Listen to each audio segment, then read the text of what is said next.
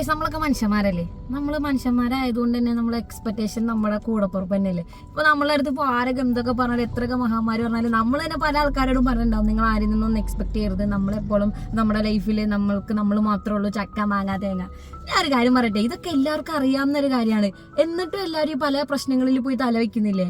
എനിക്കതാണ് മനസ്സിലാവാത്തത്. എല്ലാം നമുക്കറിയാം, പക്ഷെ നമ്മൾ ഓരോ പ്രശ്നങ്ങളിലേക്ക് പോകുന്നു. ഈ എക്സ്പെക്ടേഷൻ ഇപ്പൊ റിലേഷൻഷിപ്പിൽ മാത്രമല്ല, ഈവൻ ഫ്രണ്ട്ഷിപ്പിലാണെങ്കിലും ഏത് കൈൻഡ് ഓഫ് റിലേഷൻഷിപ്പിലാണെങ്കിലും ഈ ഒരു എക്സ്പെക്ടേഷൻ ചെറിയ രീതിയിലെങ്കിലും നമുക്ക് നമ്മുടെ മൈൻഡിലേക്ക് വരും. എത്രയൊക്കെ നമ്മൾ വേണ്ടാന്ന് വെച്ചാലും. ഞാൻ ആ കാറ്റഗറിയിൽ പെടുന്ന ഒരാളാണ്. പക്ഷെ ചില ആൾക്കാരൊക്കെ ഉണ്ടാവും, ഓക്കെ ഇത് നമ്മൾ എക്സ്പെക്ട് ചെയ്യുന്നത് ശരിയല്ല, അല്ലെങ്കിൽ നമ്മൾ എക്സ്പെക്ട് ചെയ്ത് പോകും, അതുകൊണ്ട് നമ്മൾ ആ റിലേഷൻഷിപ്പ് മുന്നോട്ട് പോകണ്ടാവും, നമുക്കൊരു ബ്രേക്ക് ഇടാം. അങ്ങനെ ചിന്തിച്ച് പ്രാക്ടിക്കലായിട്ട് ചിന്തിച്ച് മുന്നോട്ട് പോകുന്ന ഒരുപാട് ആൾക്കാരുണ്ട്. എന്നെ കൊണ്ടൊന്നും പറ്റുന്നില്ലപ്പ, എന്നെ പോലെ ചിന്തിക്കുന്ന ഒരുപാട് ആൾക്കാരുണ്ടാവും. അപ്പൊ എന്റെ പോയിന്റ് എന്താന്ന് വെച്ചിട്ടുണ്ടെങ്കിൽ, എങ്ങനെ നമുക്ക് ഈ എക്സ്പെക്ടേഷൻ ഇല്ലാണ്ടാക്കാൻ പറ്റും?